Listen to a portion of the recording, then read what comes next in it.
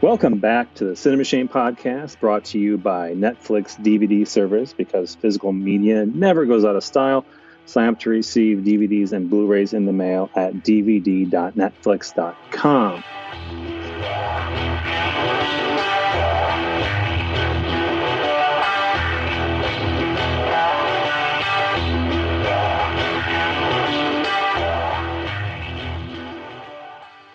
I didn't want to terrify people, although I think I probably did. I've never set out in a film, any film, to terrify people, genuinely terrify them. You have to make it believable, but it doesn't have to be reality. You have to be truthful in your performance, but the character doesn't have to be. Get back! You're looking at a fairy story. It can't happen. Of course, nobody believed that. You see, that such was the power, and still is, the power of the screen.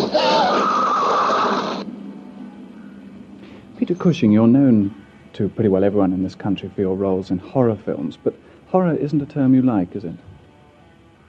It isn't that I object to it. I just feel it's the wrong adjective as applied to the films I do. Because horror to me is, say, a film like The Godfather, or anything to do with war, which is real and can happen, unfortunately. No doubt will happen again sometime. But the films that dear Christopher Lee and I do are really fantasy, and I think fantasy is a better adjective. I don't object to the term horror, just the wrong adjective. I think. Fantasy films. Well, they're a fairly recent part of your career. How did you start out in the acting profession? Because it's that time of year again, my guest tonight is Dan Day. He is our Hammer Films expert in residence, and you can find him on the Twitters at Cushing Lee, which is a nice introduction to our topic this evening.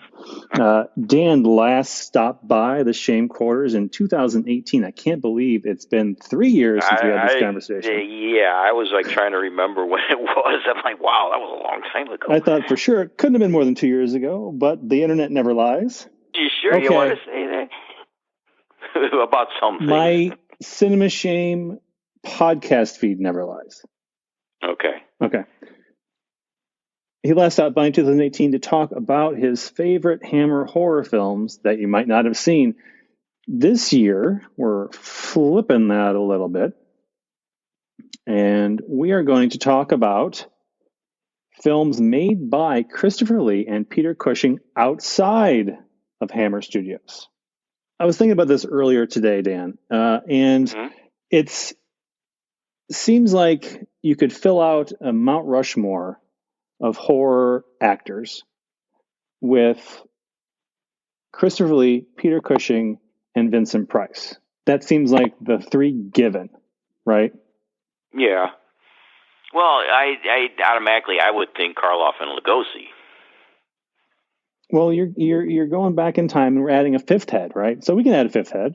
Okay. Or are you just talking about maybe post World War II, I guess is maybe we can narrow it down. But I think I think maybe you've made a good point here, in that maybe our Mount Rushmore of horror has 5 heads because that's more ghastly than 4.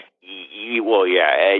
To me, you've got to have Karloff and Lugosi on there because that's really where it all comes from, basically. And some would say Lon Chaney, but honestly, Lon Chaney, that he wasn't really a horror actor. That didn't really exist back in those days. I mean, he was more of a just an overall star and an overall character actor. But yeah, if you're going to do a Mount Rushmore, you got to put Karloff and Lugosi on there. No, talking about Lon Chaney, I think I need to give a brief shout out to The Unknown, which I think is probably in my mind the best horror-ish film. Maybe not even. Maybe we could just say it's my favorite of his films. Really, which has some creepy elements. Unknown is definitely pretty whacked out. I love the Phantom of the Opera. I know the film has like all sorts of problems and it had a really messed up production history. But I just think that Chaney himself that's just, to me, that's his most iconic character is the Phantom. For some reason, I just love that movie. Okay. Now that we've got that settled, let's start with your first selection of the Cushing Lee movies made outside the Hammer umbrella? Okay, I think first off, I'll start with a film. It was made in 1970 by Amicus, which of course was Hammer's great rival. It's a film called I, Monster.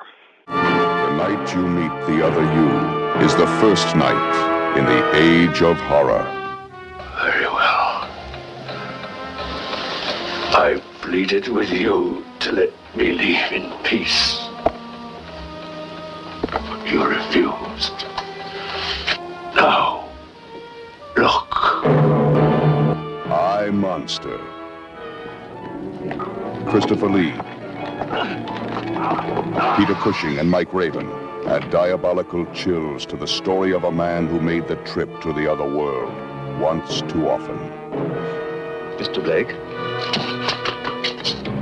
Now for him, Earth is nothing more than a terror stop somewhere between hell and the other world.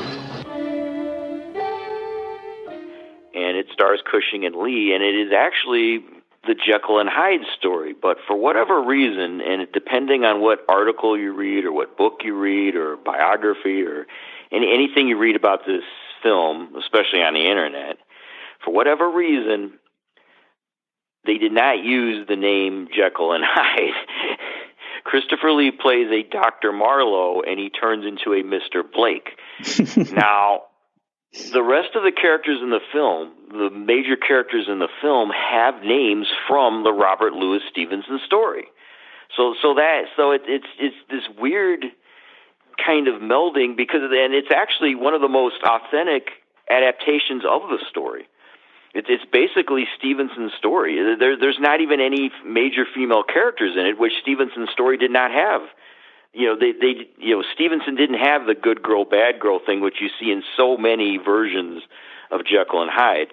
So they're doing basically a very straight adaptation of Jekyll and Hyde, and they have all the minor characters and their names. The story's there, the setting is there. It's, Victorian England, but they don't call him Jekyll and Hyde. And I've read, well, they were trying to do something different. I've read they were afraid they were going to get sued somehow. I don't know the exact reason. Everybody has their own kind of thing on it, but it's not like the greatest movie in the world. It is a bit slow at times, but I think just from the standpoint of Christopher Lee's performance as Jekyll and Hyde, that's basically what he's doing. The makeup is very good. It's very ghastly and grotesque towards the end, and I think it's one of Lee's best performances that nobody ever really talks about. I bet you if you talk to even somebody who says that they were a Christopher Lee fan, and you say, well, what do you think of his Jekyll and Hyde? They look at you and say, he played Jekyll and Hyde, and technically he did.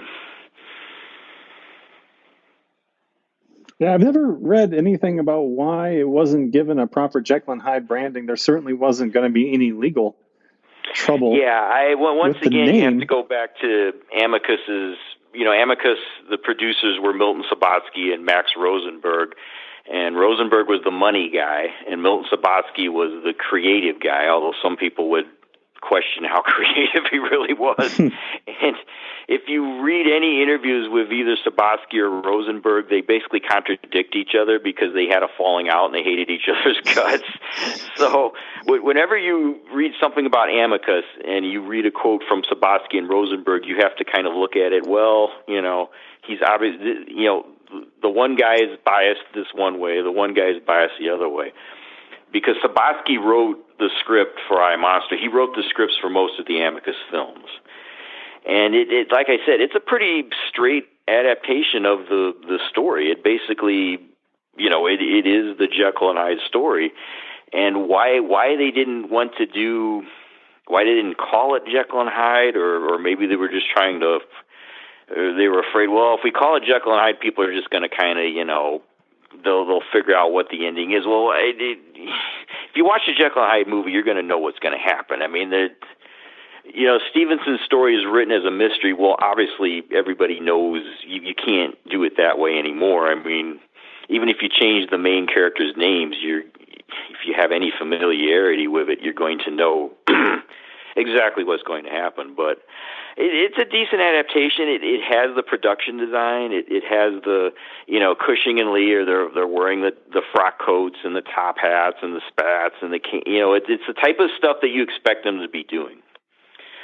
And it's not an easy movie to find. It's another one that just doesn't get a lot of TV play. I'm sure there's some rights issues involved in that. I think the British home video company Indicator came out with a special edition, which is Region B, and I don't have that one.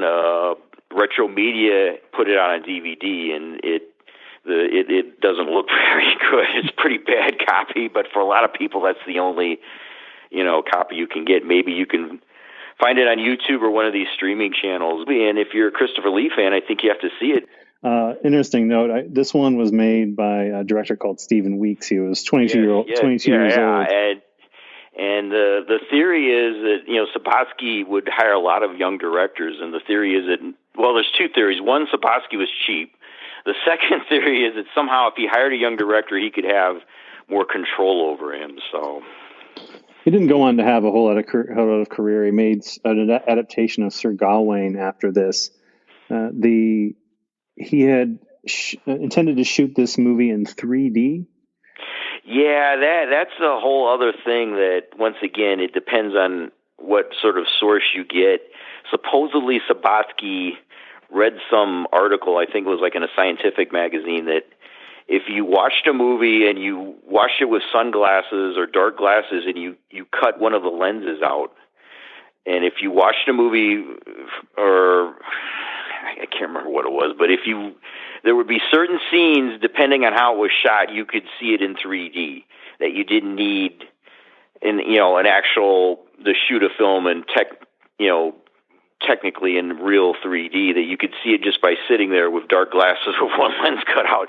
And Sabatsky swore that this was real.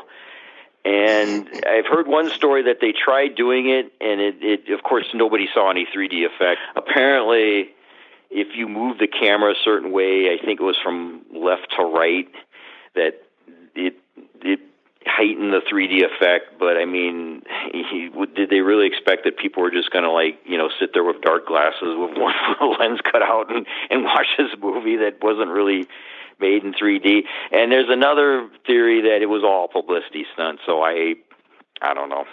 Well, it's based on a real, it's called the Pulfric effect. So there's some theory behind the madness, but the problem with this particular type of three-dimensional photography is that it doesn't actually show anything coming out of the screen. It merely shows depth. Your eyes and brain take a little bit longer to process dark images than light ones. Now, exactly how long depends on the relative brightness of the images, but it's usually roughly around the length of one frame of video, which is pretty useful for something first noted nearly a century ago. If you put dark sunglasses over your right eye, then the image from that eye will get delayed by about one frame on its way through your brain. So you end up seeing two different images, one frame apart in time. But that's not enough to create a stereo pair on its own. The other ingredient is the bizarre, nausea-inducing moving camera. Because that camera has constantly been in motion, your right eye has been lagging behind by about one frame, just as if there was a second camera just to the right of that one, giving you a separate stereo image to your right eye. Now, that's a stereo pair, so if we stop the camera rotating, the effect disappears and everyone can take a breath. That also works by moving the objects in the frame. That's why earlier the cutaways I used had constantly moving backgrounds. And sure, it's not perfect 3D, but your brain fills in the gaps. The Pulfric effect works well enough that it's been used for TV shows occasionally and for a couple of video games. In the 90s, the BBC had a special series of 3D shows for a charity telethon, including one of the worst Doctor Who productions ever made. Who's that terrible woman? But if you look at it, in every shot, something in the foreground moves left to right, and something in the background moves right to left, constantly. I mean, the movie plays fine. I mean, there's nothing in there, like you said, you don't see stuff, jumping out at you at the screen or anything.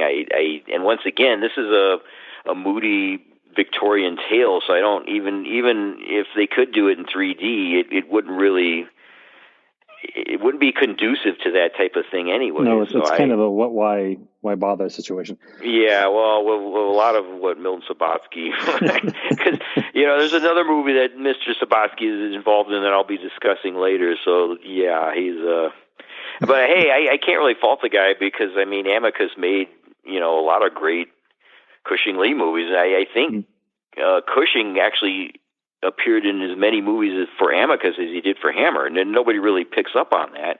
Yeah, so many not people, as visible. Well, yeah, and so many people assume that Amicus movies are Hammer movies, and there is a difference. Well, I think the names Cushing and Lee became so associated with Hammer that anything starring Cushing and Lee must obviously be a Hammer film. Yeah. And this is one of the few Amicus films that was in a Gothic setting.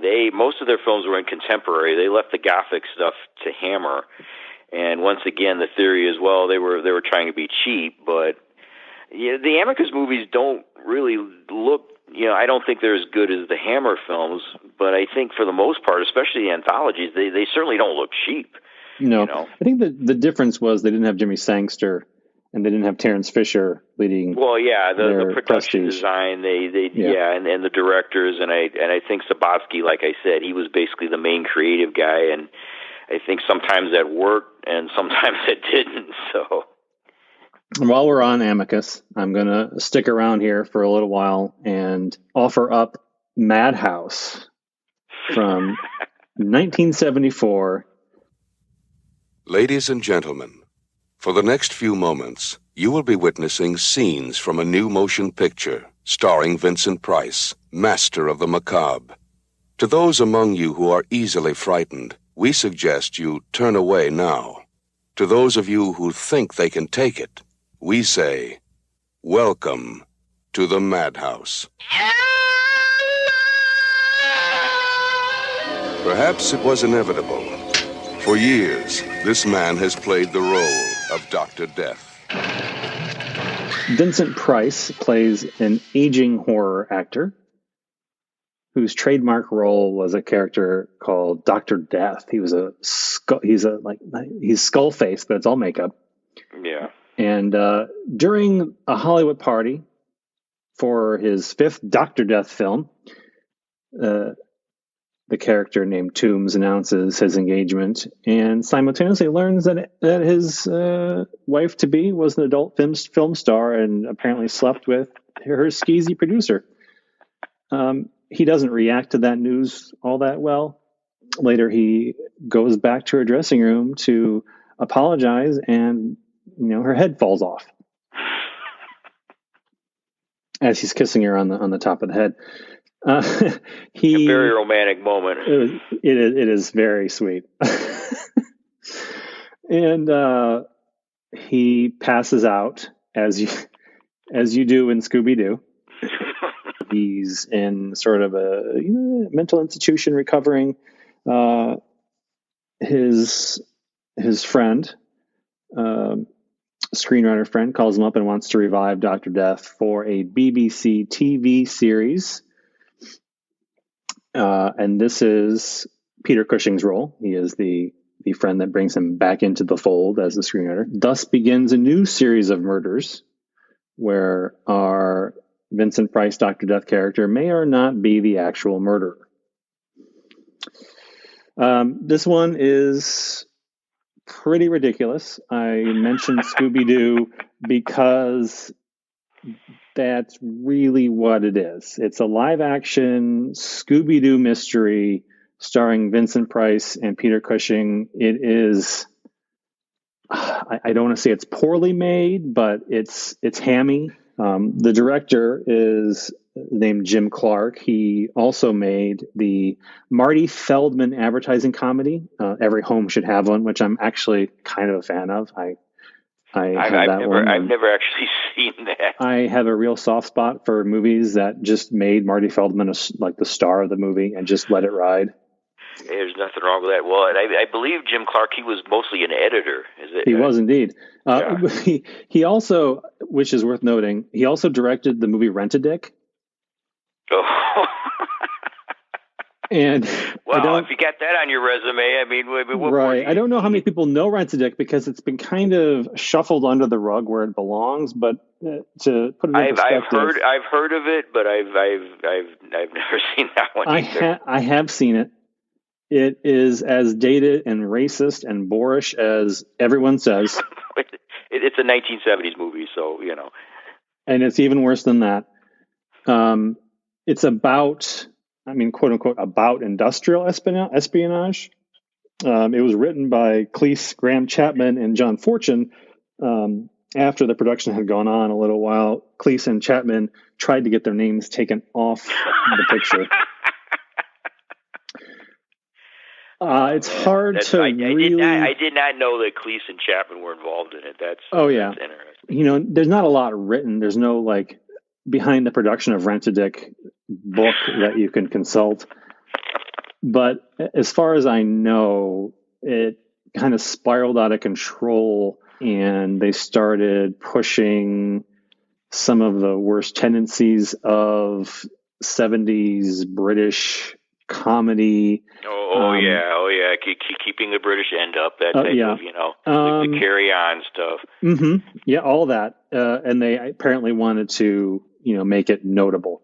If you look hard enough, you can find Rent-A-Dick out there. You will turn it off. You will not make it through the film. Well, back to Madhouse. Well, Jim Clark, as we said, he was well known as a highly acclaimed Oscar-winning editor. He edited Marathon Man in '76 and won the Oscar for The Killing Fields in '84. I did not know he won an Oscar. Holy cow. He won an Oscar and a BAFTA. He was quite the deal as an editor, not so much as a director. Yeah, well, the material in Madhouse, and I first saw Madhouse on Son of Svengoolie. This is when Svengoolie was still Son of Svengoolie, so this had to be like mid-1980s. And, you know, I was all excited. Oh, Vincent Price, Peter Cushing. And then you watch it, it's like, what the hell is going on in this movie? There's just so many weird elements that they throw into this film. It's not a very long film. It's a typical, you know, 60s, 70s length of a British horror film. It's like probably 90 minutes. I think it's 80. And it just goes on. Having just looked at the box, I believe it's right around 89 minutes. Okay. It moves at a clip, and it's just got so much weird, bizarre stuff going on into it. I think if it had been a bit more focused, and you know, this was I believe it was AIP and Amicus, and AIP distributed, yeah, AIP was like in real bad shape. I think it was Vincent Price's last AIP film, and he basically, you know, he really. Their relationship was like on the skids. He just wanted, and if you watch the movie, you can tell he's not really. He doesn't have the spark that he usually has. He just looks tired and worn out now. And in his defense, some people will say, "Well, the character he's playing is tired and worn out," and you can say that. But I just have this feeling that Vincent Price was not. He was not very happy on this film, and you could probably see why. It's worth watching because there's just so much weird stuff going on, and I think somewhere, obviously they had script problems. There was probably multiple people involved in it. I'm sure when they were filming it, they were like, okay, how do we pull this stuff together? And don't forget Robert Quarry. And he and Vincent Price hated each other's guts because apparently Quarry was supposed to be AIP's, you know, next big star, and they didn't get along, and all sorts of weird, crazy stuff. And Adrienne Corey, not Quarry, but Adrienne Corey plays this crazy woman who lives in a basement and is surrounded by pet spiders. Spiders, yeah, it's her defining characteristic. There's Linda Hayden. Linda Hayden, looking as hot as you can be, who, you know, I think she's like the first victim. She's trying to blackmail Vincent Price into being on his TV show, and that you've got that whole subplot going on. It's just a whole bunch of like weird, strange stuff. And I realize the title of the film is Madhouse, so you expect it to be strange and weird, but to me, it's just like there's just way too much stuff going on that just doesn't really come together. One of my favorite things, like one of the things I specifically remembered about the movie having it was Peter Cushing wears Dracula makeup for a lot of the movie. Yeah. That's still, you see that on the internet all the time, and people say Peter Cushing was in a Dracula movie, and you know, of course, somebody in the comments will say, no, this is from Madhouse, and it is Cushing and Vincent Price, but they really don't do a lot together until the end, and I don't want to really, do any spoilers because the ending is just so, the whole film is weird, but the ending really goes off the rails. And it really, your ultimate opinion on the movie is probably going to rely on how you go along with that ending. Mm-hmm. Like, it's entertaining enough throughout, and then it takes a turn. It's not necessarily a surprising finale, but it does get a little loopy. Yeah, We'll just leave it at loopy, and you can go seek out Madhouse for yourself. It is available on Blu-ray from Kino Lorber. Its Classics Collection has a very nice release. It's going to look. It looks about as good as it ever will. Oh yeah.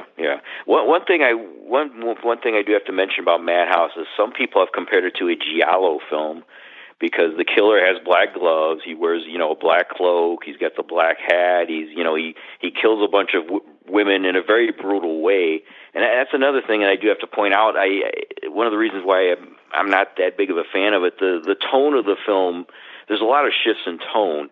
At one point, it almost feels like it's going to be like a Fives movie, but you have some like really brutal, nasty killings. And I know some of the fans of the Cushing Lee type movies, they love those movies because they're not the, gory, violent horror films of today. I mean, obviously, Madhouse is pretty tame compared to what's going on today, but it is kind of almost misogynistic in a way.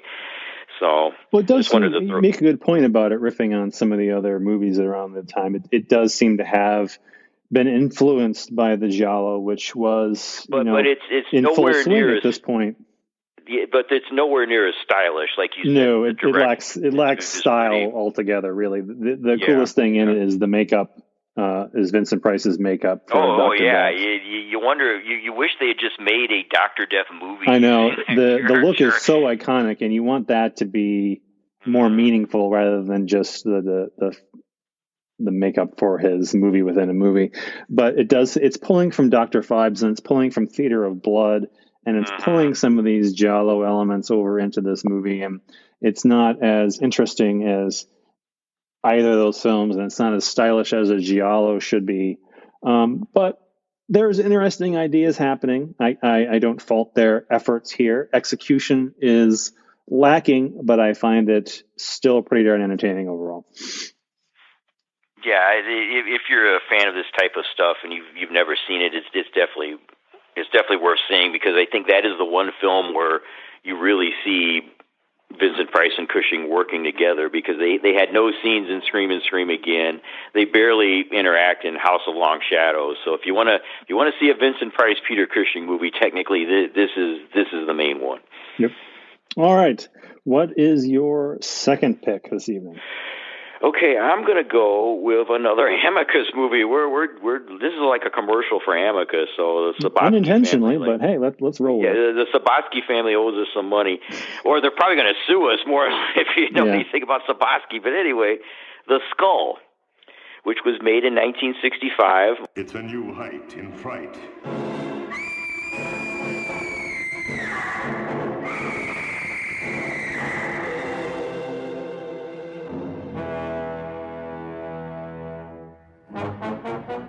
Doctor, what have animals to do with this?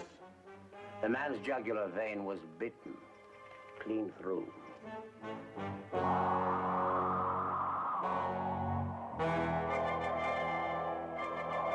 Never before such diabolic evil as the Skull. Once again, stars Cushing and Lee. Lee is actually the guest star, and he's actually billed as the guest star. So they're not trying to fool you, because in a lot of these movies, Lee or Cushing would just be in it for like maybe 5 minutes, but at least this one comes right out up front and says, okay, Christopher Lee's a guest star. But this is based on a story by Robert Bloch, who of course wrote the novel Psycho. Mm-hmm. And it's not a very long story. I've read it. It's maybe like 10, 15 pages at the most. But it's been turned into a feature film, and it's directed by Freddie Francis, of course, the great cinematographer, the two-time Oscar winner Freddie Francis. And it's basically about a man who is a researcher, a professor, an expert into the occult, who's named Christopher Maitland. He's played by Peter Cushing, and he buys the skull of the Marquis de Sade. And it is the skull of the Marquis de Sade, and like so many people on eBay, he finds out that his purchase was not a good idea. And it's actually a very... It's a totally visual film. What I think is interesting about it, and it has to be seen in widescreen. Kino has a great Blu-ray of it, and because what Freddie Francis did, there wasn't much of a story, and according to Freddie Francis, Milton Subotsky, once again, he wrote the script, and he basically wrote the script too short. In other words, if they had filmed the script as it was written, it would be maybe like 50, 60 minutes long. And you obviously you can't do that with a feature film. So what Freddie Francis and his cinematographer, John Wilcox, did is they just went to town with Cushing's room, or his how am I trying to put it here? Is lair, so not so much a lair, but just kind of workspace. He has this like living room. It's just surrounded by all these bizarre, knickknacks and relics from different sources, from different countries, from ancient cultures, and various voodoo, and they have some sort of evil meanings.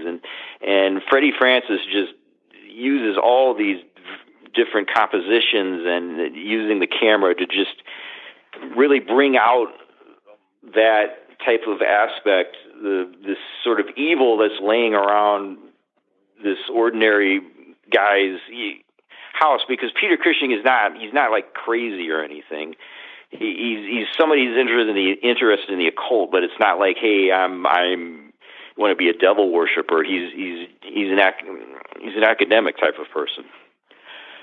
And there's what's really great about the film is most of it is just Peter Cushing sitting in a room, and that's him. He's the only person in the room, so there's very little dialogue in this movie.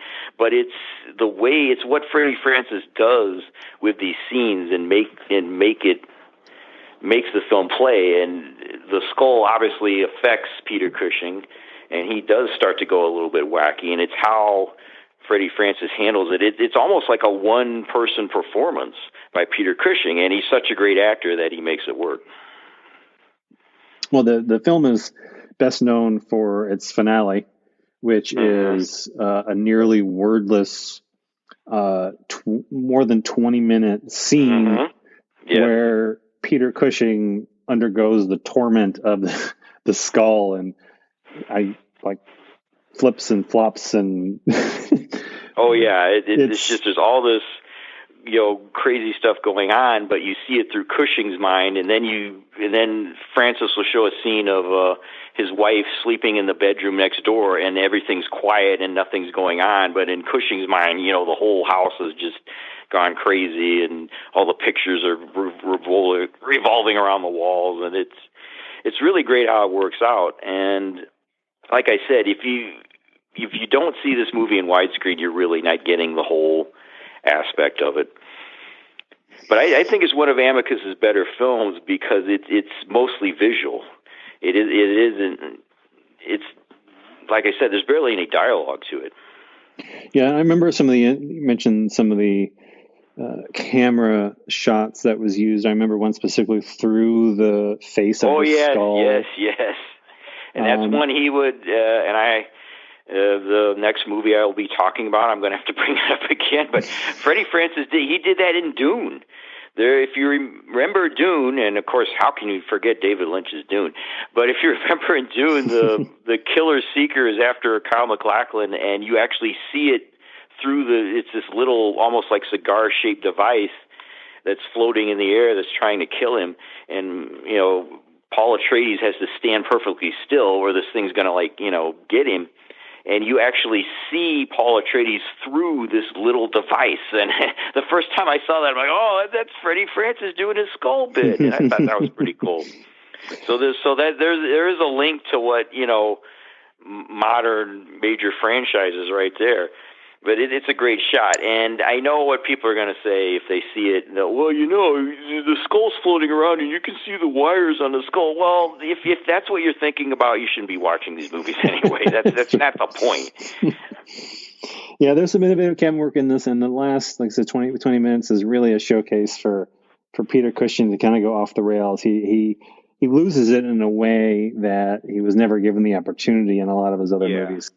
Well, one of the things I was thinking about, this talk and what I should say, one of the things I have to mention is when Cushing and Lee would do non-Hammer horror films, they often got a better chance to show off their talent. Obviously Hammer made them who they were, made them famous, but like in a movie like I said, The Skull, it's basically Peter Cushing's carrying the whole movie, but he's not being evil or, it's a realistic performance. It's a nuanced performance. And another thing I have to mention about The Skull is the supporting cast, which not just Christopher Lee, you got Michael Gough, you've got Patrick Wymark, who's a great character actor. You have Nigel Green, who was in Zulu, and he was Hercules and Jason and the Argonauts. You've got Jill Bennett as Peter Cushing's wife, and of course she was in For Your Eyes Only. Very distinguished actress. And the roles they're playing are not very big roles. They're not very, difficult roles. They're kind of one-note roles. And I know some people say, well, Michael Gough, he's the auctioneer at the beginning of the movie, but he didn't do anything. And you can look at it from that point, but I think it kind of is it's kind of a plus that Amicus would go out of their way to put these type of actors in these, smaller type of roles, because that's something Hammer didn't really do. They had their stock characters, but they wouldn't get somebody like, say, a Nigel Green or a Patrick Wymark and, give them these kind of smaller type of roles. Yeah, Nigel Green is always a mark of quality in my book. I love when Nigel Green pops up. He is always fun. Well, he plays the police inspector, and anybody who watches classic horror films knows that's probably one of the worst roles you can have in these type of films. And in a Hammer movie, they probably would have given it to maybe a lesser named actor, and he would just be the police inspector. But here's Amicus, they're putting Nigel Green, and he doesn't have a lot to do. He doesn't get a chance to really show off or anything. But the fact that it's Nigel Green, he has that kind of charisma to where, okay, I'm not going to just fall asleep or just, lose interest in the movie because the police inspector's on the screen.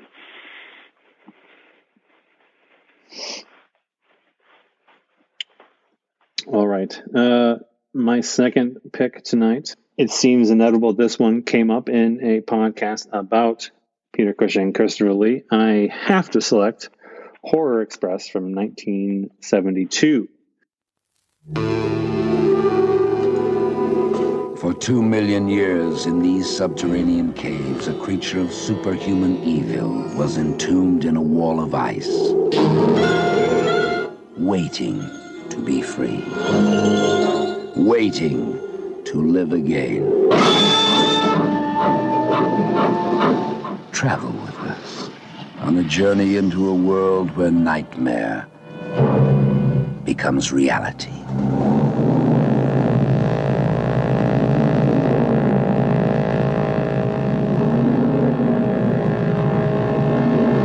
Are you telling me that an ape that lived 2 million years ago got onto that crate, killed the baggage man and put him in there? Yes, I am. It's alive. It must be. Travel with us, if you dare, on the Horror Express.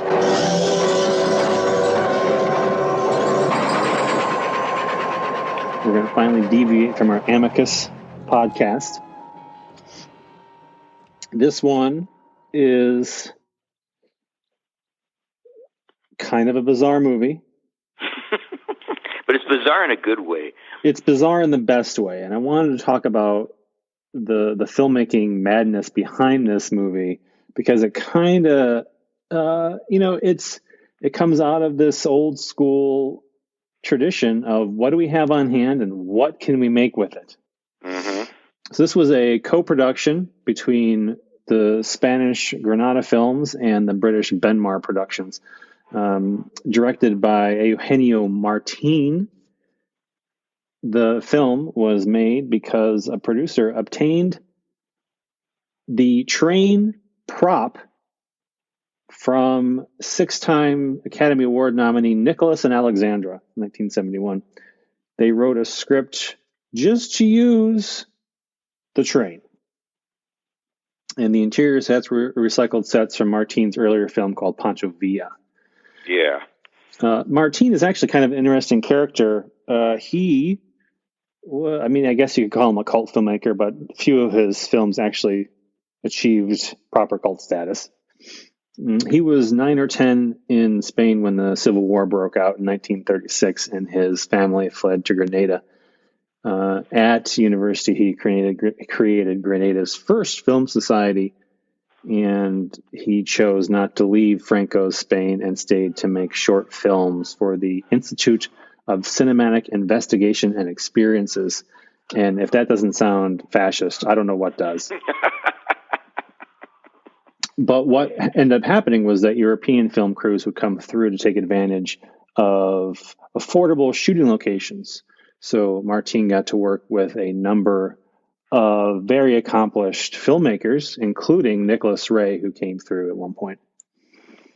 In 1966, he directed The Bounty Killer, which I guess that's a notable entry in his filmography because it was sampled by RZA in Ode to Django, which appeared in the credits of Tarantino's Django Unchained. That movie also influenced Sergio Leone's For a Few Dollars More. So even though it's a name you don't know, he influenced a lot of people who you have heard of. He went on to make, of all things, a combination of musicals and giallo-type films. But I think his best-known film remains Horror Express. Oh, yeah, absolutely.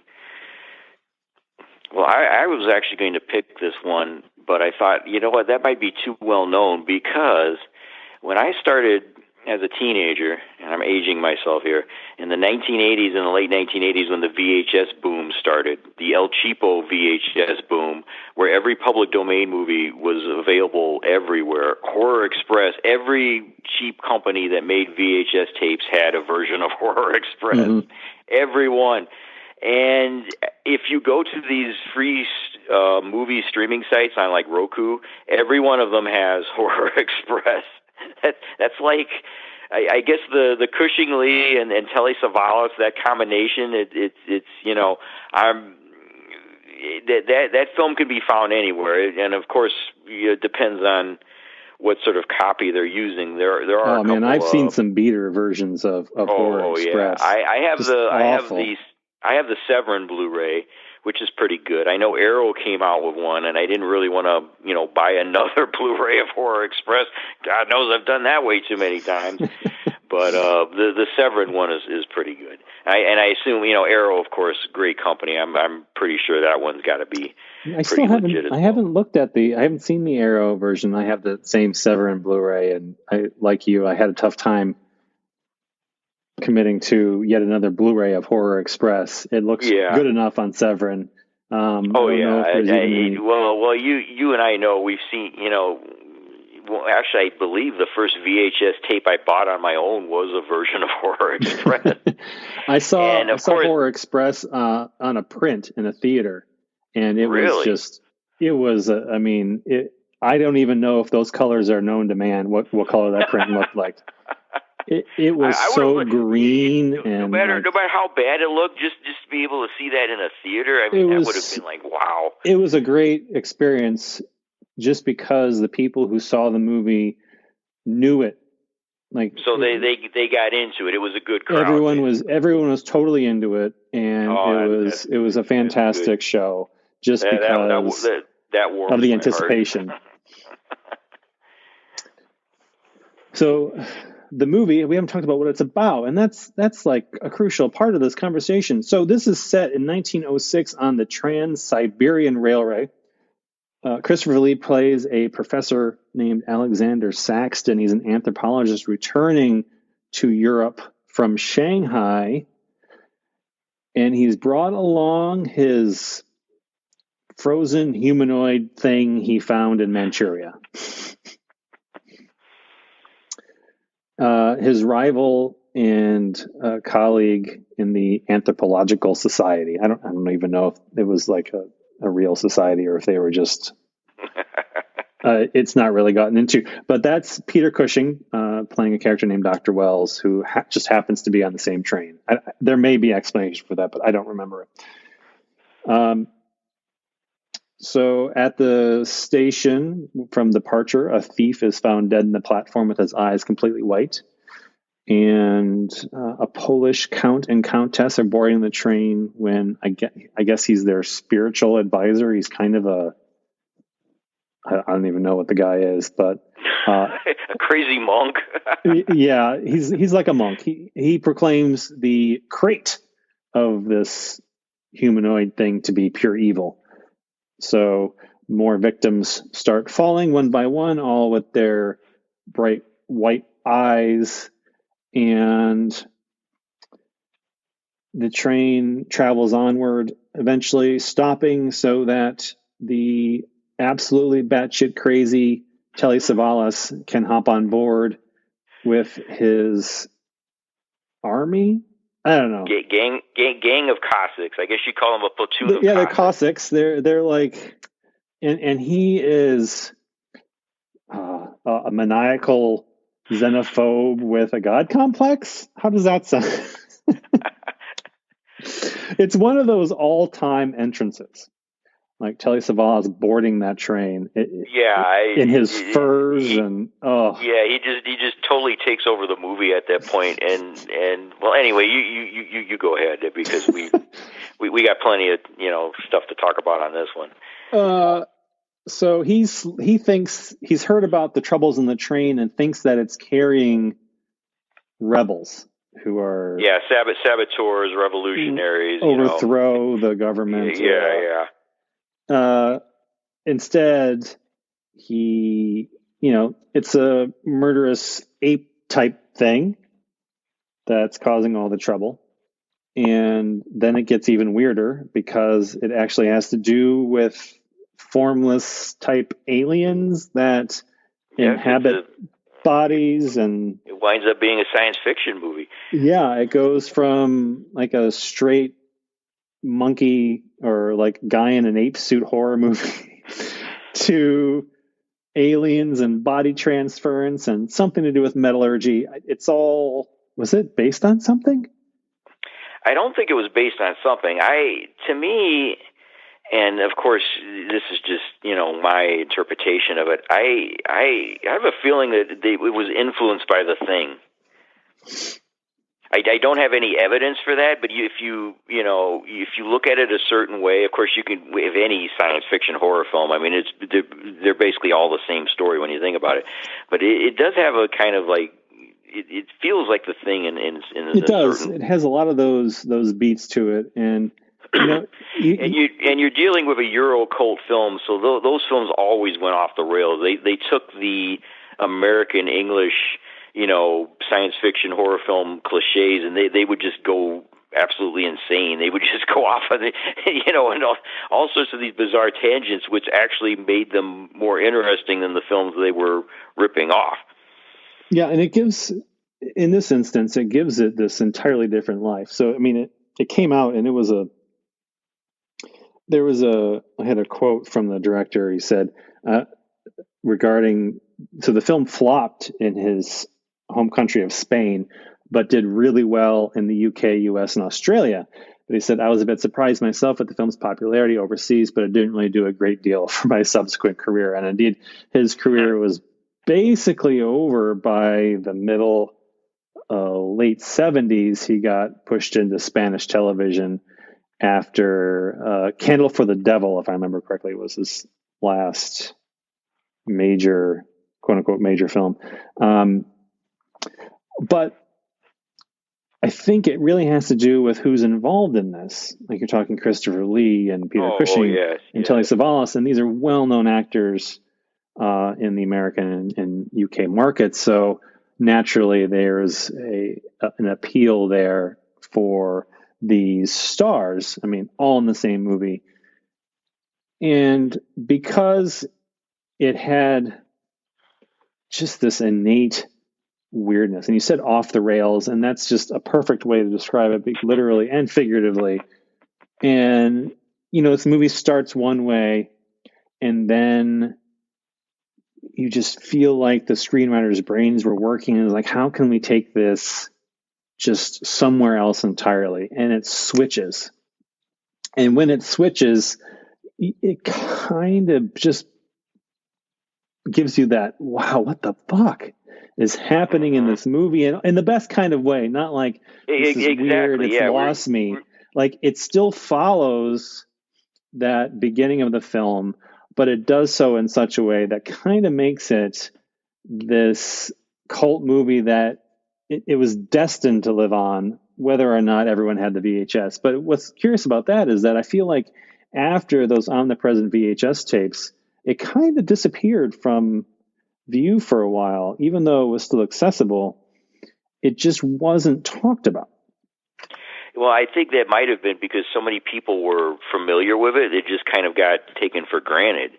And then, it's really only been like recently that people have been looking at, Cushing and Lee and the Hammer films and these type of films, and they've been coming out with like reputable books about them, and then, people have been studying them. And I think people finally realize, you know what, Horror Express is pretty damn good. And you can make a case it is the greatest Peter Cushing, Christopher Lee movie because it is really the only movie where they are working together. They're fighting monsters together. They're not the best of friends. They're not buddies, but they're actually a real team. They actually exchange dialogue. They actually have a relationship. They're not trying to kill one another. They're actually, it is technically the most real Peter Cushing, Christopher Lee team up. And I don't think people realize it because they, like I said, they were in so many movies together, and most of them, they almost never interact, or they're, like I said, they're trying to kill each other. And this is the one where you can really say they were an actual team throughout the entire film. And it isn't, and this is the other thing, I was talking about The Skull, that is a Peter Cushing movie. Christopher Lee is a guest star. And I, Monster is a Christopher Lee movie, and Peter Cushing is basically a guest star. In this film, they have equal parts. They have equal roles. They each have an equal importance to the story. And with Cushing Lee movies, you actually very rarely got that. And then Telly Savalas is like the whipped cream and the cherry on this little. I know. He isn't really in it that long, but he makes such an impact that it doesn't really bother you, because in a lot of these like European productions, they would get these older or fading stars or, American stars, and they'd only be there for like, just to have their name on the poster, and they didn't really have a chance to do anything, or they didn't give them anything to do. But like I said, Telly Savalas, he's really, for the little amount of time he's on the screen, I mean, he owns it. I mean, he just takes it and runs with it. But it doesn't bother you because it's entertaining, because that's what you want him to do. You don't want Telly Savalas to show up and like do nothing. No, understand Telly Savalas is not what we're looking for. Exactly. You want Telly Savalas to be full-blown Telly Savalas. I mean, he would have, if he had stuck around longer on the set, he probably would have started that talk singing thing he used to do. He would have just like, you almost want like a sequel to this movie where somehow you resurrect Telly Savalas, or his Cossack brother, shows up to get revenge on Wells and Saxton because, his brother died or something. And it wouldn't really be out of place in this particular storyline. But my filmmaker buddy Joshua Kennedy and I, we've discussed this several times. all film geeks have their own what if, and we have all these movies that should have been made or could have been made. One of my great what ifs is there should have been a series of films with Peter Cushing and Christopher Lee as well as in Saxton, where they go to various parts of the world and they fight all these monsters. That would have been one of the greatest movie series of all time. That would have been fantastic. Yeah. Because there's these bickering English gentlemen, and wherever they go, oh no, we've got to fight another monster again. I'm tired of that would have been fantastic. We can tie this back to our initial podcast with Hammer and talking about how Captain Kronos never became a thing. Oh yeah. But it is that type of tragedy that never happened. Well, yeah, you're talking to someone who's the ultimate Cushing and Lee fan, and like I said, you never got a chance to see them in their movies really interact with each other in any type of somewhat normal way, because nothing is normal in this movie. But there's the one great scene with the lady who's the spy, and I can never pronounce her name correctly, but she's a big Euro-cult actress. She's in a lot of like Euro-cult horror films with Paul Naschy, I believe. And Cushing is trying to get this. Her way of getting on the train is she, goes to Cushing and I'm in trouble. I've lost my ticket. And of course Cushing's thinking, yeah, I'll get this hot chick into my quarters. Then he finds out that Lee is basically the same quarters as he does, and they have this little argument of like who's going to take the top bunk, who's going to not.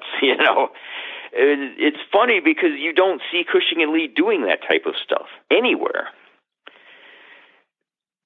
And it's kind of entertaining because, you like I said, you're seeing them almost as like real human beings in a way. They once again, in these non-Hammer horror films, they were doing things that Hammer just wouldn't, that Hammer would have had a scene like that. And Horror Express gives Cushing and Lee things to do and things to interact with each other that they weren't able to do or weren't allowed to do in these much more famous films. The actress you're talking about is Helga Line. Okay, Line. Yeah, I was going to say it that way, but I thought, screw it, I'm going to look stupid, so I just let it go. Nah, well, she's one of my favorite Euro spies, Special Mission Lady Chaplin. She's like gorgeous looking woman. And she's also Nightmare Castle, and yeah, she did Vampires Night Orgy is another one. Yeah, Nightmare Castle with Barbara Steele. There's a pair for you right there. But once again, there's humor in the movie, but it's good humor. It's not like dumb, silly humor. It's of course the famous line, which I think everybody knows: "Monsters were British, you know." That to me almost sums up Cushing and Lee, but the way they say the line and the way they do it in the movie, it's natural. It just comes out natural. It doesn't come out as like contrived or we're going to say something silly, to get a rise out of the audience. And more to your getting back to the point about Christopher Lee and Peter Cushing on this film working together, it was also filmed shortly after the death of Peter Cushing's wife, and he showed up and decided he couldn't work, and Christopher Lee came in and convinced him to work just so they could be on screen together again. As like two friends just rekindling an old working relationship. And I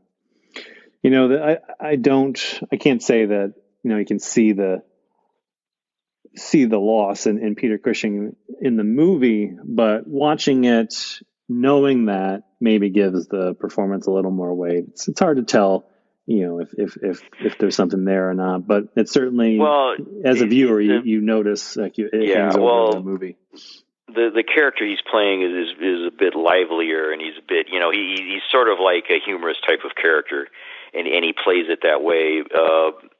It's funny because Dracula AD 1972 was on TCM today this afternoon, and if you watch Dracula 1972, you can definitely tell. I mean, he just looks really.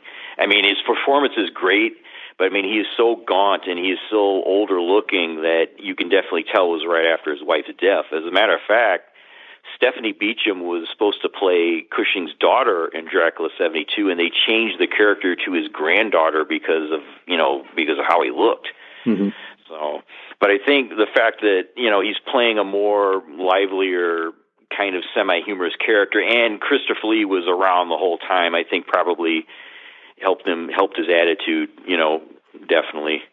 And another reason he really didn't want to do it is not just because of the death of his wife, but it was being filmed in Spain. And Cushing was not the type of person, he was not very good at traveling. Unless he absolutely had to do a movie, he would have rather stayed at home in England and played with his models and his toy soldiers and his garden. He was not a type of, Christopher Lee actually moved to Hollywood and lived in Hollywood for several years. That would be something Peter Cushing would have never have done. Okay, I think down to your top pick for this evening. Okay, this one, actually, it does have some elements of Horror Express, but the attitude is totally different. It's called The Creeping Flesh. It was released in 1973.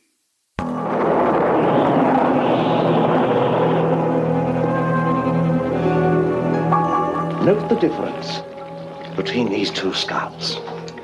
Neanderthal man, primitive, ape-like. Now compare that with this new specimen. This is the link that scientists have been searching for. A scientific experiment turns into a nightmare as a creature from hell, buried since the dawn of time, is restored to life. Do you believe in evil, Doctor? I do not mean evil as it is commonly understood. I mean the existence of evil as a living organism. An epidemic slowly spreading until it affects the whole world.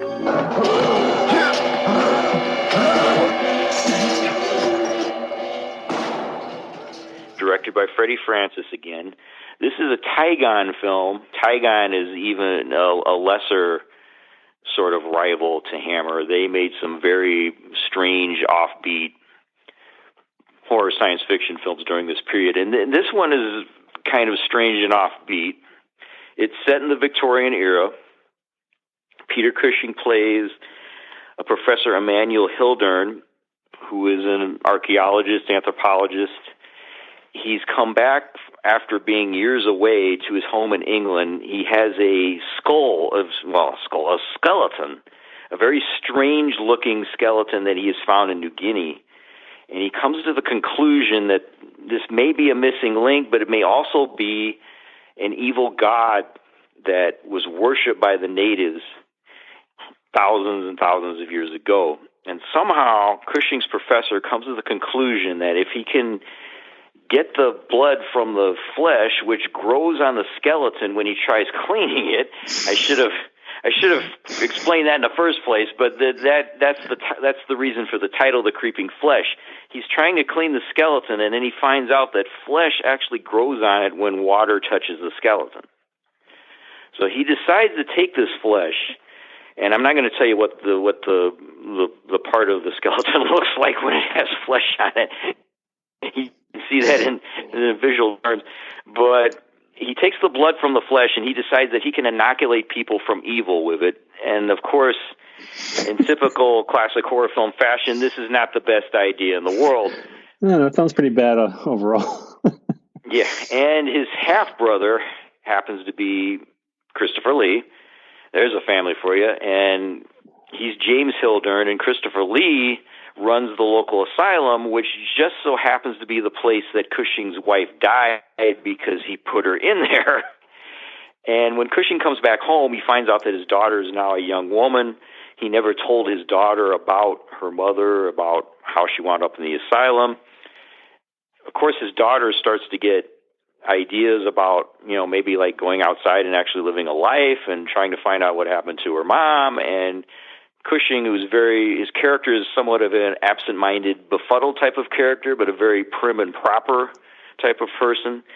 He takes this as an idea that his daughter is going to go crazy too. So he inoculates her with this blood, and needless to say, that's not a good idea. Meanwhile, Christopher Lee finds out about the skeleton, and he wants to use the skeleton for his own researches. So he kidnaps the skeleton, or steals it, and guess what? It starts raining while he's kidnapping it, so you can probably figure out what's going to happen. So it's a bit of a wild tale, but the way it's done, it's a very serious film. It's a very moody film. It's not an in-your-face, crazy type of film. The production design is excellent. Once again, directed by Freddie Francis, so the cinematography was by Norman Warwick, but any Freddie Francis film is going to look great. It's set in the period where, you've got the top hats and the spats and the frock coats, so it's Cushing and Lee wearing their typical wardrobe, so to speak. But there's a lot of ambiguity to the film, and it has a sort of science fictional element because they never really explain. You have to kind of figure it out for yourself as the viewer. Is this an alien? Is this something that has been on Earth for thousands and thousands of years, or is it an alien skeleton? Because it's not a human skeleton. It's actually, the skeleton in the creeping flesh kind of reminds me of the skeleton in the one scene of Planet of the Vampires. It has a kind of, it looks sort of the same. So if you're all into shared universes and everything connecting, there you go. This one also stars Lorna Heilbrunn. Yes, as Cushing's daughter. And it's a great role for her because, in a way, she's playing a Jekyll and Hyde character. She's very prim and proper, and while Cushing has been away digging for these skeletons out in New Guinea, she's basically been stuck at home. I think in the film she's meant to be either a older teenager or maybe young in her 20s. She obviously hasn't had too much contact with the outside world, and once she gets inoculated or stuck with this evil blood, she really goes to town, and it's like totally 180, and she really gives a great performance. And I think the reason she works so well in this film, she's not a hammer babe, basically, is what I'm trying to say. Type. Well, she's not buxom. Yes, exactly. Yeah, that's a good way to put it. Hammer-headed type. Yeah. Which is nothing wrong with that. I mean, I know some of those ladies, so... But she's not Yeti Stensgaard, is what I'm trying to say. Yeah. But, Creeping Flesh, it has a lot of ambiguity to it as well, because Cushing's character, like I said, he's a bit of a absent-minded professor type. You kind of feel sympathy for him, but then again, if you really think about it, he's the one that causes everything to go crazy. He's inoculating his daughter with a serum that he's never really tested out because, oh my God, my daughter's becoming a woman now. I can't. And there's this whole backstory of Cushing's wife being put into the asylum, and you have to wonder, did he put her in the asylum because she was really crazy, or did he put her in the asylum because she was a cabaret performer and she was like screwing around with him and partying, which back in those days, husbands could do that. They literally could put their wives in the asylums if they were doing things that they didn't like. So like I said, there's that ambiguity there of, is Cushing really the sympathetic person? Is he the put upon character, or is he actually the one that is causing everything to go nutty? Yep, this is one I do not think I have seen, so I will probably watch it tomorrow. Why not? Oh yeah, I definitely recommend it. It's kind of fallen through the cracks because, number one, it's not Hammer. It almost never gets played on TV. I first saw it like way back in the 80s, like in the local video rental place. It's one of those films. Columbia has the rights to it in America, Sony, and it never showed up on Svengoolie or any of the other late night shows. And Cushing and Lee, typically great performances. It has that Victorian period flavor, and it's a very dark film. It's not dark as in gory or nasty or cruel or anything like that, but it is a moody, downbeat type of movie. But it's very well done. We're on to my final pick, and I guess the last pick of the night. I started the evening with a Peter Cushing film without Christopher Lee. So I've got to balance it all out with a Christopher Lee movie without Peter Cushing. I'm going back to 1963 for The Whip and the Body, directed by Mario Bava. Oh, yes.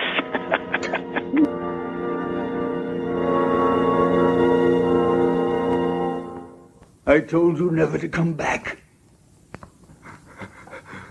Who are you trying to frighten, Kurt? No one. I came back because I heard of your marriage. Good luck.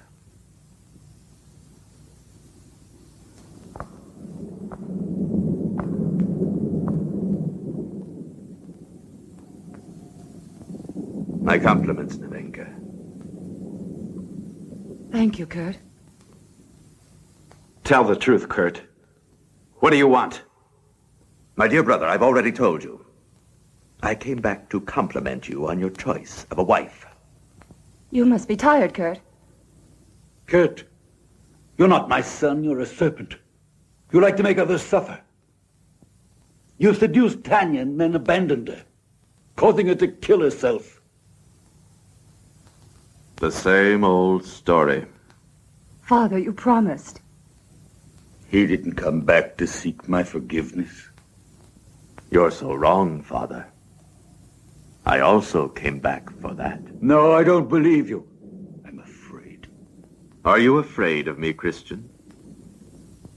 That which was once mine is now yours. Now it is you who are the favorite son. Mario Bava under the alias John M. Old. John M. Old. So this is, let's see if I can boil this down to one sentence, a gothic sadomasochistic spectral romance.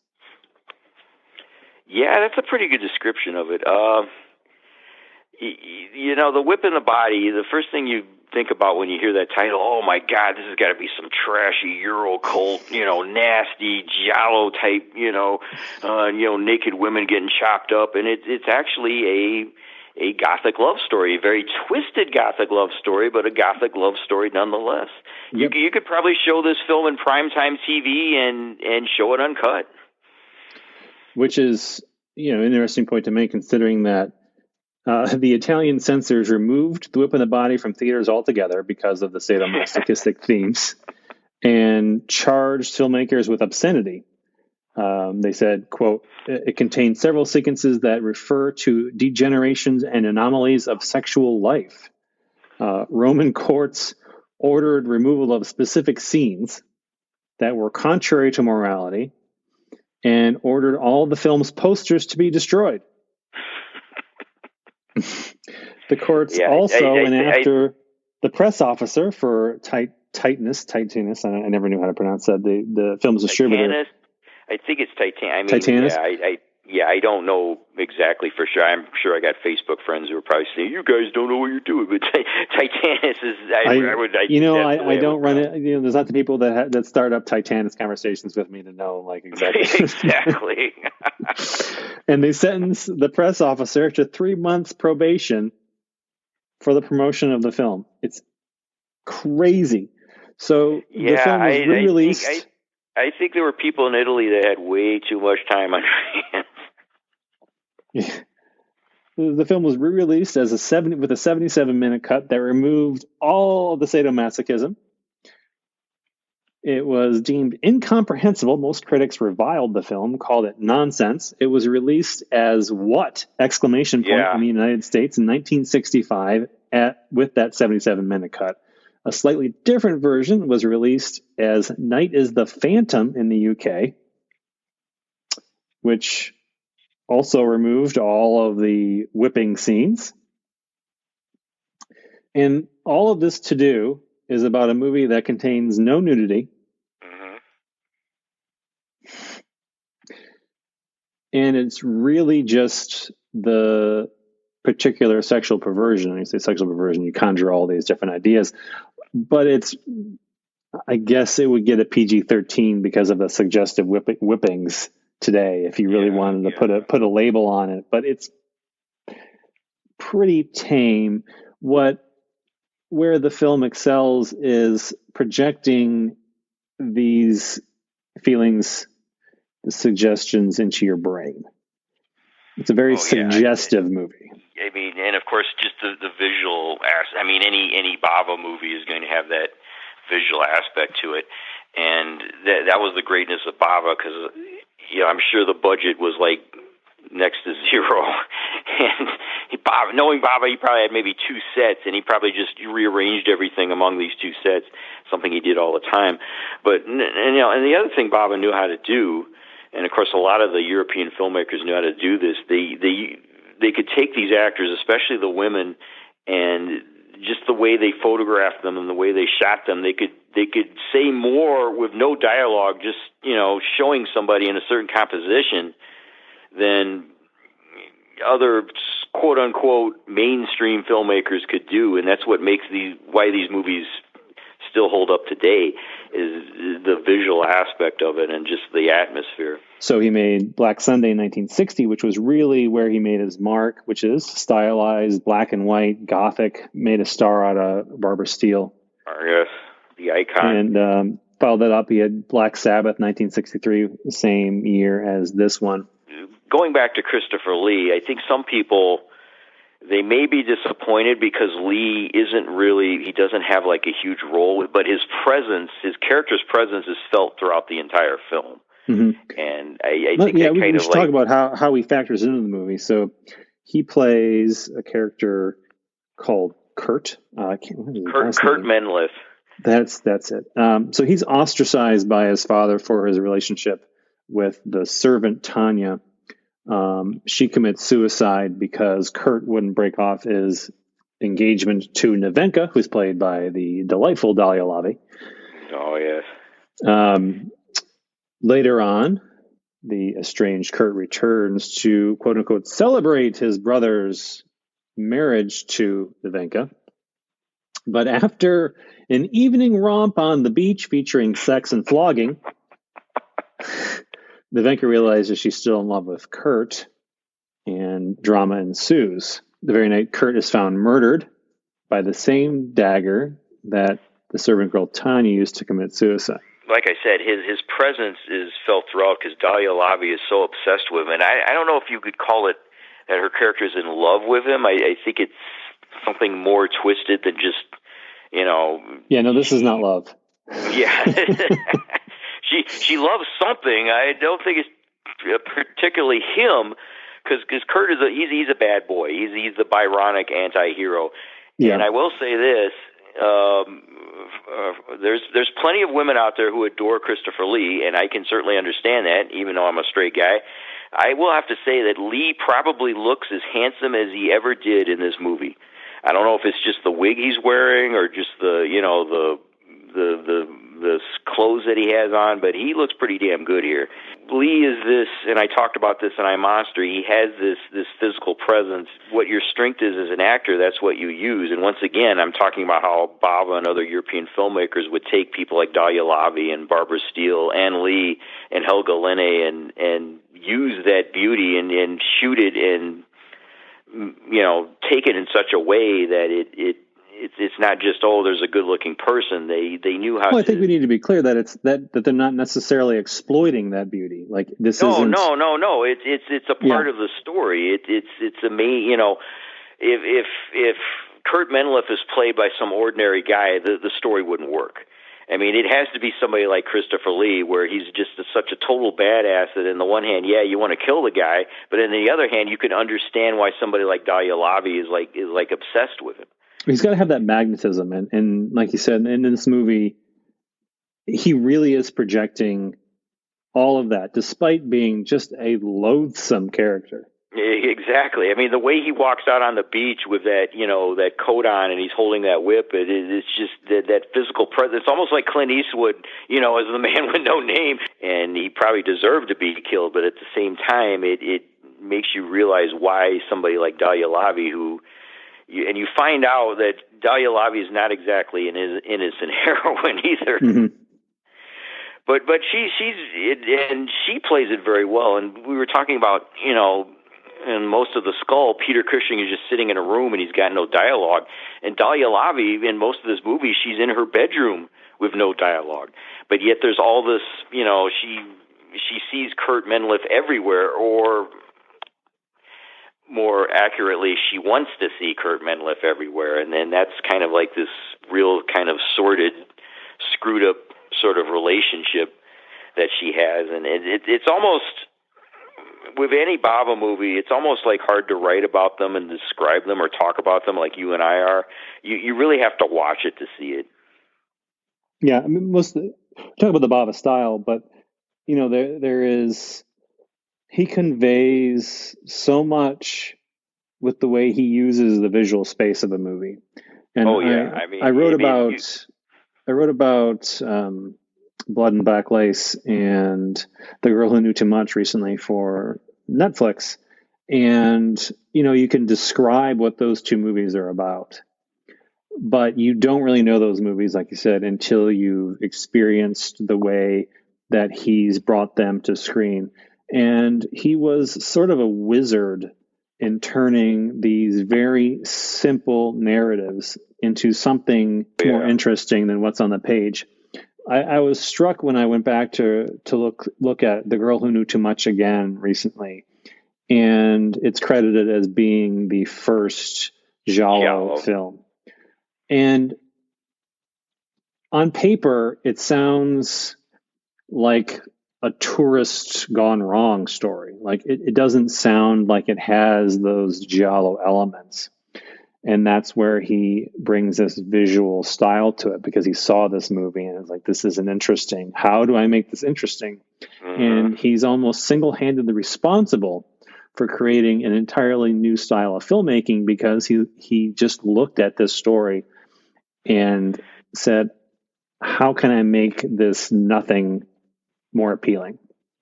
So he added this, he had long shadows and turned this, you know, this Italian house on the square in Rome into a character in and of itself, sort of a maze of shadows. And he made Rome a character and made that similarly imposing and threatening at night. And it's not Vacation Rome. It's not like you know, Love Italian style. I mean, it's a Rome that you've never seen before, because it's almost like he's photographing it from a different angle that nobody else would. And you know, you talk about, they say Bava was the inventor of the Giallo. You could also say he was the inventor of the Italian Gothic horror film. And if you look at Bay of Blood, there are people that say, well, he invented the slasher movie. The slasher, right? So I mean, Friday the 13th rips off the iconic kill from that movie directly. Mm-hmm.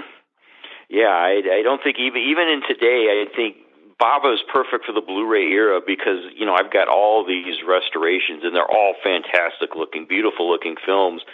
And for years and years, out of all these guys that we talk about, you know, Hammer and Amicus, and Bava was the hardest to see, because those movies never played on TV, and when they did, it was always the cut version, the edited version. They obviously weren't in widescreen. And to see his work today on Blu-ray, especially the Whip and the Body, which I know the one Blu-ray, it has that bluish tinge, and I know people are up in arms in that, which I can understand, but it's, you know, would you rather not have any, you know, any version of it? But to really appreciate Bava, you have to, you know, see these Blu-ray restorations, because you're dealing with a pure filmmaker. I mean, I remember when I first got into Italian horror and I was just learning about all that was out there, I couldn't get my hands on any of these Bava movies. None of them were available. I'd read about Bava, and I think, you know, Black Sunday, every so often you'd see Black Sunday, but like the other one. And once again, like I said, you just hear the title Whip in the Body, and you hear like a generic description of it, and you think, oh my God, this has got to be some real nasty, horrible. It's the type of movie you'd be embarrassed to watch. And then you finally see it, and it's like, well, that's not like that at all. It's something totally, you know, totally unique. Back to Christopher Lee. Unfortunately, he's dubbed in this movie. And there were it is a little off-putting for, you know, fans of especially with Christopher Lee, because he has such a distinctive voice, and his voice matches his physicality perfectly.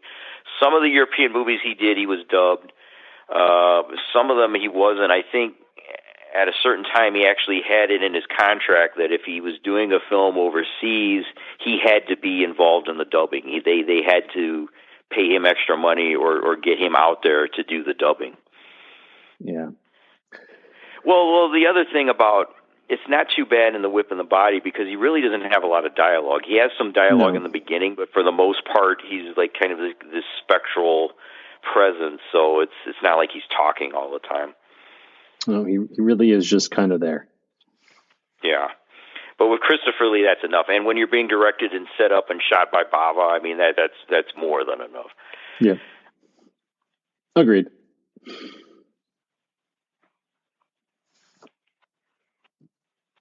So did we go through all our picks, I believe? We did them. We did all our picks.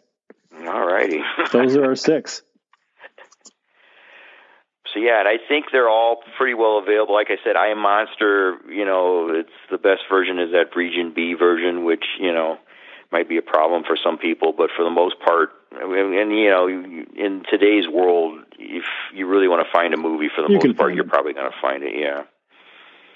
You just got to go out there and do it, so. Yeah, I think all of them, I know all 3 that I talked about have a good to great version on Blu-ray. Kino has done a wonderful job with that, tracking down a lot of these. I think. Well, they ought to. They got plenty of my money to spend, so. Yeah, it's true.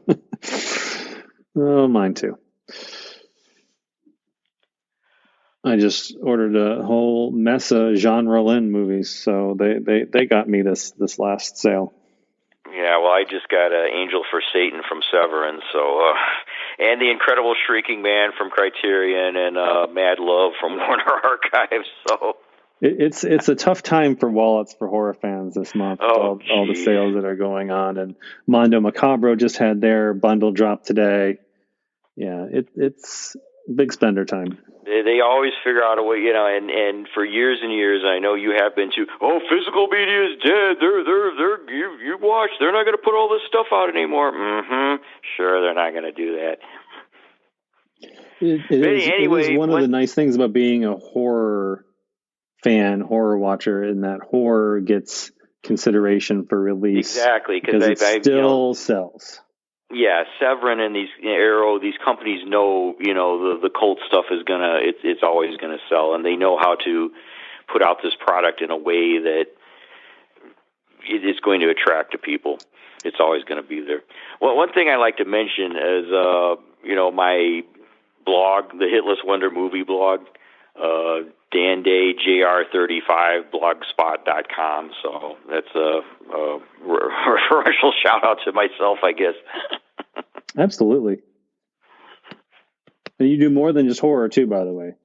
Oh yeah. Whatever tickles my fancy. I've been doing a bunch of James Bond posts, and we probably shouldn't even discuss that because then we'd really go off the rails. Oh, I never have opinions about James Bond.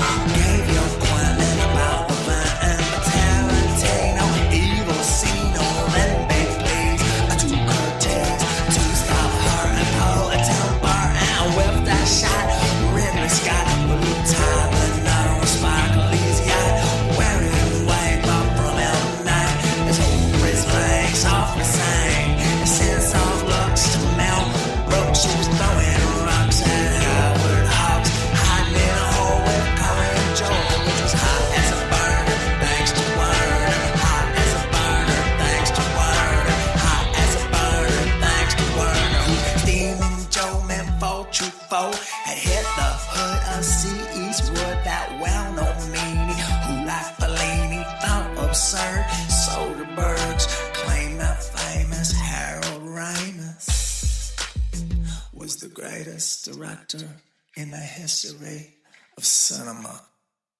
You have chosen